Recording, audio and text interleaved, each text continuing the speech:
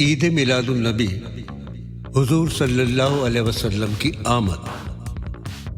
اللہ تبارک و تعالیٰ نے حضرت محمد صلی اللہ علیہ وسلم کا دنیا میں تشریف لانے کا ذکر اپنے سب نبیوں سے فرما دیا تھا، اور تورات کے علماء نے بھی بنی اسرائیل قوم کو بتا دیا تھا کہ تورات میں اللہ تبارک و تعالیٰ نے فرمایا ہے، میں ایک ایسا پیغمبر بھیجوں گا جو سب نبیوں سے اعلیٰ اور افضل ہوگا، اور وہ میرا بہت محبوب بندہ ہوگا، اور اس کی امت سب نبیوں کی امت سے افضل ہوگی، اور اس پر میرا خاص رحمت و کرم ہوگا، اور اس کا تعلق بھیڑ بکریاں چرانے والوں میں سے ہوگا۔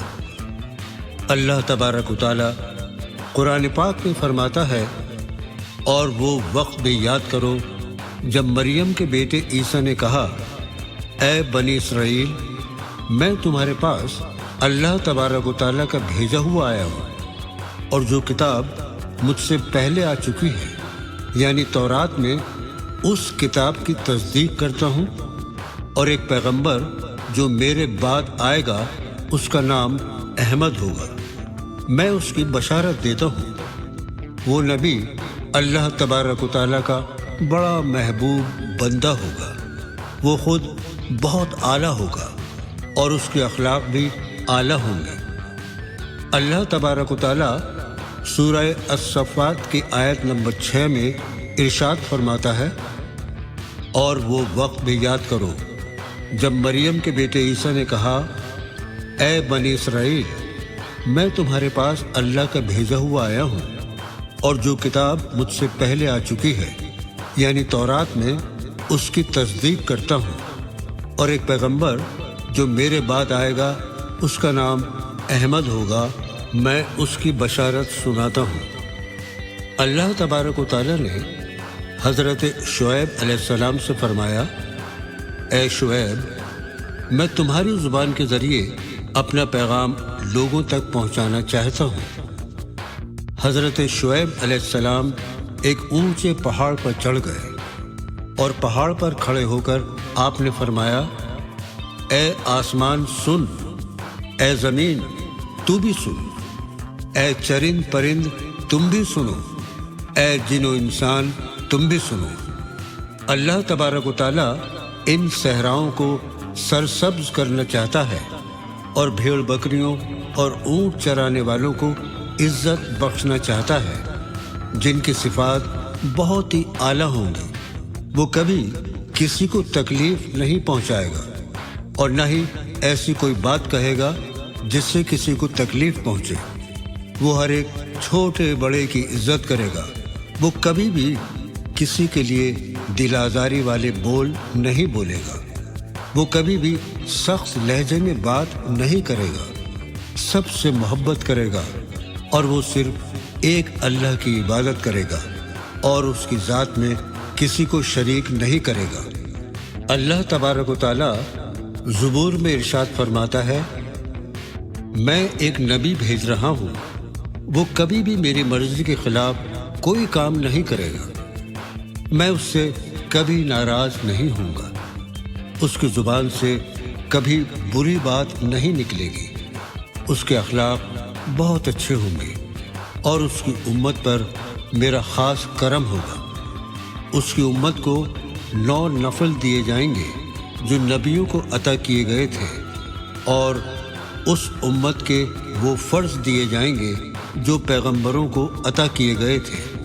اللہ تبارک و تعالیٰ نے اپنے اس محبوب پیغمبر کی کچھ نشانیاں بھی ارشاد فرمائیں۔ نیکی ان کی پہچان ہوگی، زبان پر حق کی بات ہوگی، انصاف ان کی سیرت ہوگی، ہدایت کے وہ امام ہوں گے، معاف کرنا اور درگزر کرنا ان کا اخلاق ہوگا، سچائی اور وفاداری آپ کے مزاج میں ہوگی، آپ کے دین کا نام اسلام ہوگا، اور نام محمد ہوگا۔ وہ اچھائی کو پھیلائیں گے اور برائی سے روکیں گے، اور ایک اللہ پر ایمان لائیں گے، اور اس اللہ کی ذات کے ساتھ کسی کو شریک نہیں کریں گے، صرف اللہ کی عبادت کریں گے، نماز ادا کریں گے، روزہ رکھیں گے اور زکوٰۃ ادا کریں گے۔ جیسا کہ لوگ جانتے ہیں کہ ریگستان میں عرب ملک ہے، یہاں پر چاروں طرف جنگل، پہاڑ، چٹیل میدان ہیں۔ یہاں پر دھوپ میں ریت تپتی ہے اور دھول بھری ہوائیں چلتی ہیں۔ یہاں کے لوگ تجارت کرتے ہیں، کچھ لوگ کھیتی بھی کرتے ہیں اور کچھ لوگ بھیڑ بکریاں اور اونٹ پالتے ہیں اور انہیں چرانے کا کام بھی کرتے ہیں۔ اور یہیں پر مکہ شہر میں بنو ہاشم خاندان کے قریش قبیلے سے تعلق رکھنے والے عبد المطلب اپنے کنبے کے ساتھ رہا کرتے تھے۔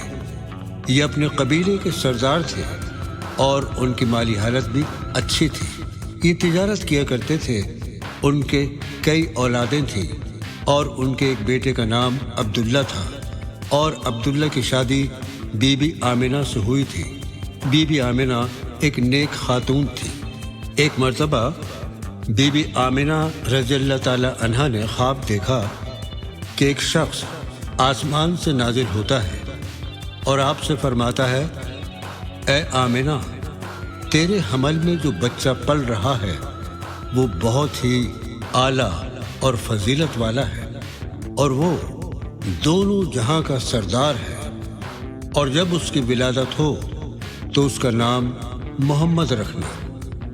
حضرت بی بی آمنہ رضی اللہ تعالی عنہا نیند سے بیدار ہوئی اور وہ خواب کے بارے میں سوچنے لگی کہ میں یہ خواب سب سے پہلے کسے سناؤں۔ پھر وہ عبد المطلب کے پاس آئیں اور انہوں نے اپنا خواب آپ کو سنایا۔ خواب سن کر عبد المطلب نے آپ کو خواب کی تعبیر بتائی اور کہا، اس خواب کا ذکر تم کسی سے مت کرنا۔ یہ کہہ کر ابھی وہ چند قدم ہی آگے بڑھے ہوں گے کہ واپس حضرت بی بی آمنہ کے پاس آئے اور بولے، آمنہ، تم نے یہ کون سی خوشبو لگائی ہے جس سے سارا گھر مہک رہا ہے؟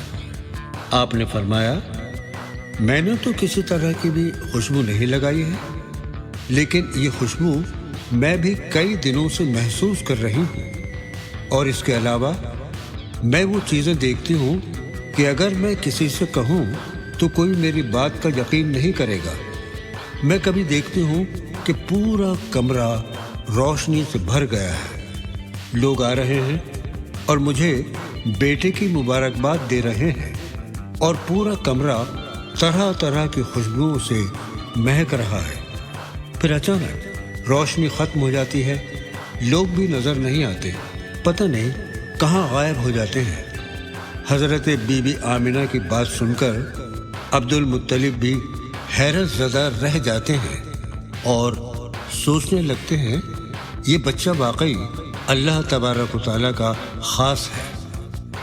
آہستہ آہستہ وقت گزرتا گیا۔ بچے کی ولادت میں کچھ ہی مہینے رہ گئے تھے، تبھی حضرت بی بی آمنہ کے شوہر عبداللہ کا انتقال ہو گیا، جس کی وجہ سے آپ بہت مایوس رہنے لگے۔ انہوں نے لوگوں سے بات کرنا بھی کم کر دیا۔ جب پڑوس کی عورتیں آپ کے پاس آتی اور پوچھتی، آمنہ، یہ تم نے کون سی خوشبو لگائی ہے؟ ایسی خوشبو تو ہم نے آج تک کبھی نہیں محسوس کی۔ حضرت بی بی آمنہ فرماتی ہیں، میں نے تو کسی طرح کی کوئی خوشبو نہیں لگائی، اور میں خود اس خوشبو سے حیران ہوں کہ یہ خوشبو آ کہاں سے رہی ہے جس سے سارا گھر مہک رہا ہے۔ اسی طرح دن گزرتے گئے اور آج وہ وقت بھی آ گیا جس کا سب کو انتظار تھا۔ صبح صادق کا وقت، پیر کا دن، اور ربیع الاول کی 12 تاریخ تھی۔ سارا کمرہ خوشبو سے بھرا ہوا تھا۔ جب محمد صلی اللہ علیہ وسلم کی ولادت ہوئی تو سارا کمرہ نور سے بھر گیا، چاروں طرف نور ہی نور پھیل گیا۔ ایران میں 1000 سال سے زیادہ عرصے سے آتش کدے میں آگ جل رہی تھی اور لوگ اس آگ کی عبادت کیا کرتے تھے۔ آج اچانک سے یہ آگ بجھ گئی اور محل کے 14 برج ٹوٹ کر زمین پر گر پڑے۔ جبکہ یہ محل بہت ہی مضبوط بڑے بڑے پتھروں سے بنا ہوا تھا۔ ایران کے بادشاہ نے جب یہ 2 کرشمے دیکھے تو سمجھ گیا کہ آج نبوت بنی اسرائیل کی اولاد سے نکل کر بنو ہاشم کے قریش گھرانے میں چلی گئی۔ ادھر عبد المطلب کے گھر خوشیاں منائی جا رہی تھیں، لوگ آ کر مبارکباد دے رہے تھے۔ جس نے بھی بچے کو دیکھا اس کے منہ سے یہی نکلا، سبحان اللہ، اتنا خوبصورت بچہ تو ہم نے آج تک نہیں دیکھا۔ تبھی حضرت بی بی آمنہ کے کمرے میں ایک غیبی آواز آئی۔ آپ فرماتی ہیں ایسا محسوس ہو رہا تھا جیسا یہاں پر اللہ تبارک و تعالیٰ کے خاص لوگ آئے ہوئے ہیں اور ان سے اللہ تعالیٰ فرما رہا ہے، اس بچے کو آدم کے اخلاق دو، شیش کی معرفت دو، نوح کی شجاعت دو، ابراہیم کی دوستی، اسماعیل کی قربانی دو، اسحاق کی رضا دو، یعقوب کی بشارت دو، یوسف کا حسن و جمال دو، موسیٰ کا جلال دو، یوشع کا جہاد دو، دانیال کی محبت دو، الیاس کا وقار دو، صالح کی بصیرت دو، لوط کی حکمت دو، ایوب کا دل دو، داؤد کی شیریں زبان دو، یونس کی اطاعت دو، یحییٰ کی پاک دامنی دو، عیسیٰ کا زہد دو، اور تمام انبیاء کو جو دیا ہے وہ اس بچے کے سینے میں اتار دو۔ ابھی کچھ وقت گزرا ہے، بچے کو پیدا ہوئے اور بے شمار نبیوں کا علم اس بچے کے سینے میں اللہ تبارک و تعالیٰ نے ڈال دیا۔ اللہ تبارک و تعالیٰ قرآن پاک میں ارشاد فرماتے ہیں، میں نے ایمان والوں پر بہت بڑا احسان کیا ہے کیونکہ میں نے اپنے پیارے رسول محمد صلی اللہ علیہ وسلم کو بھیجا جو لوگوں کو میرا کلام سنائیں گے۔ اللہ تبارک و تعالیٰ فرماتا ہے کہ کل کائنات جان لے محمد کی ذات کو، محمد کے نام کو، محمد کی شجاعت کو۔ جو ان کے پیچھے چلے گا اسے منزل ملے گی، اگر ان کے پیچھے نہیں چلے گا تو یہیں بھٹکتا رہ جائے گا اور اس کی دنیا اور آخرت دونوں ہی برباد ہو جائیں گے۔ اللہ تبارک و تعالی ہم سب کو حضرت محمد صلی اللہ علیہ وسلم کی سیرت پر چلنے کی توفیق عطا فرمائے، آمین۔